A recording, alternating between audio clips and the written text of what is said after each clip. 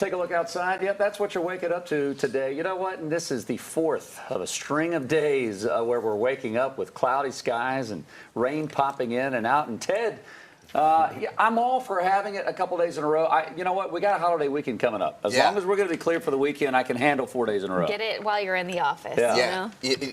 Keep these receipts because all week long we've been paying the price for the beautiful Memorial Day weekend that we're going to be getting. So certainly enjoy the weekend conditions because we have to put up with a couple stormy days before that comes. And what's the timing of that looking like? Because it is a pinpoint weather alert day. Yes, certainly. So right now we're looking at mainly this evening for those storms to pop up after the evening commute. And then we can see a little bit of a dicey morning commute as we get into your Friday morning. So this is kind of going to give us 2 rounds that we're watching here. And I'll take a look right now. The current setup that gives us this low pressure system kicking up a lot of that moisture from the Gulf of Mexico. As a matter of fact, later on in my forecast, I'm going to bring us over to the panhandle of Florida because that's where they're getting the brunt of some of those storms as we speak right now. But first step is the moisture that's building out of the Gulf of Mexico into the southeast and the deep south over towards Georgia, into Alabama and the panhandle of Florida, having some of these scattered storms pushing north and east, eventually into the western Carolinas. And that's going to first impact us with light showers, which is already being felt north of I-40,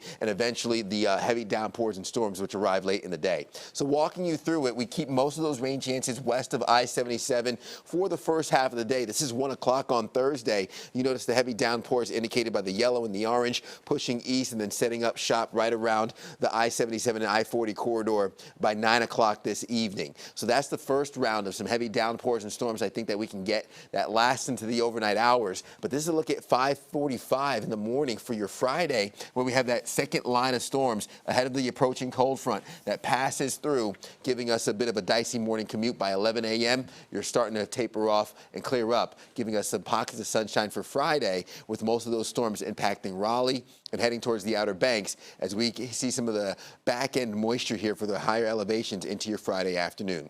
So a marginal risk for severe weather indicated by that dark green. That kind of stops right at I-77 and around the Queen City, the main threat being the damaging winds that come with it. And the timing for the storms this evening, again, 9 o'clock to 11 o'clock towards the western counties. Around the Queen City, I think 11 p.m. to midnight, and then even further overnight into your early morning by 1 a.m.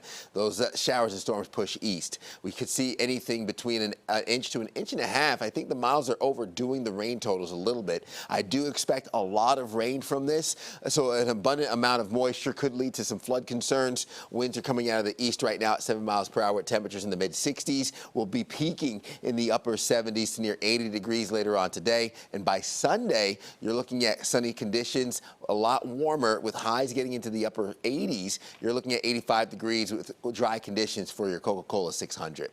So we have a couple stormy days, and then overnight lows in the 60s. Will be at 90 degrees by Memorial Day of next week.